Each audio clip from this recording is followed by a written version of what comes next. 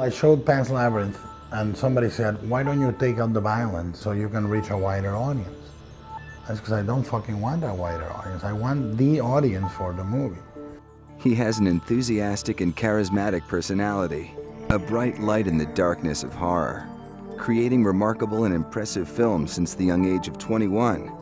This is Guillermo Del Toro. In his words, told to Fangoria's Tony Timpone. This is his screamography. Del Toro was born in Guadalajara, Mexico, a far cry from Hollywood, but he knew as a young child he could invent a vast world of creatures that would begin his journey into the realm of horror.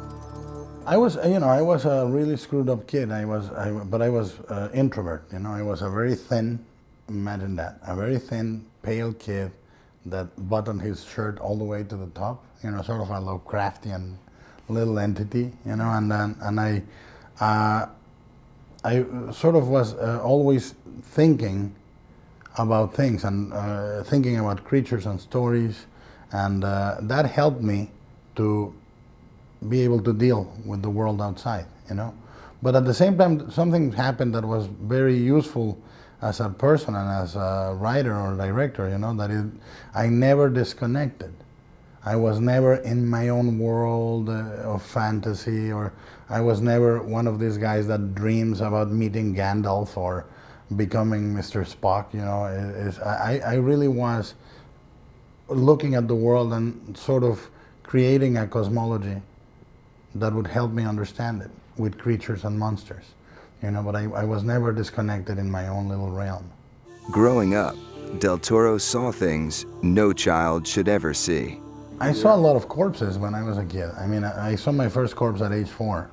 It was a road accident, and in Mexico you get to experience violence in a different way. For example, in Mexico when I was growing up, there was a weekly newspaper called Alarma, and it had the most garish things in the cover, in the front page. Like decapitated guys, a guy that was disemboweled, a guy that was tied to a truck and dragged for miles, and you would see the feet of the guy tied to the truck and part of the torso. But this was on the stand with people selling it on the streets, and you were a kid walking to church or back from church, and you would see these things. And to me, gore or images of violence always disturb me. They actually make me feel dizzy. I get sort of a nausea. People think that that if you like horror, you like gore, and you like violence without stylization, and it's not true. I like gore when it's used as a subversive thing, or I like gore when it's used as a comedic thing. I don't like what I would call gore porn. Or Gorn, I think they call it now.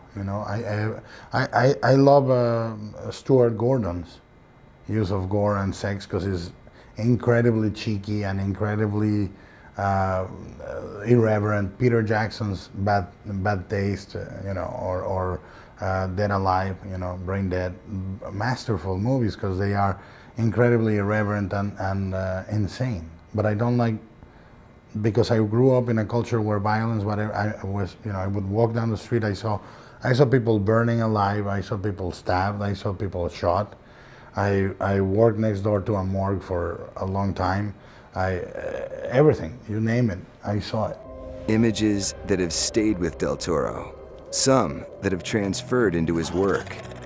The scene in Pan's Labyrinth where the guy gets his nose smashed with a bottle, I didn't see the nose being smashed, but in a street fight, I was being beaten with a chain, and I was watching my friend being beaten in the head with a bottle. And all I could think of as I was being beaten with a chain, all I could think of is, the bottle is not breaking. Like in the movies, in bar fights, it's tang, tang, tang, the Western, and the bottle breaks. They don't break that easy, man. My friend's head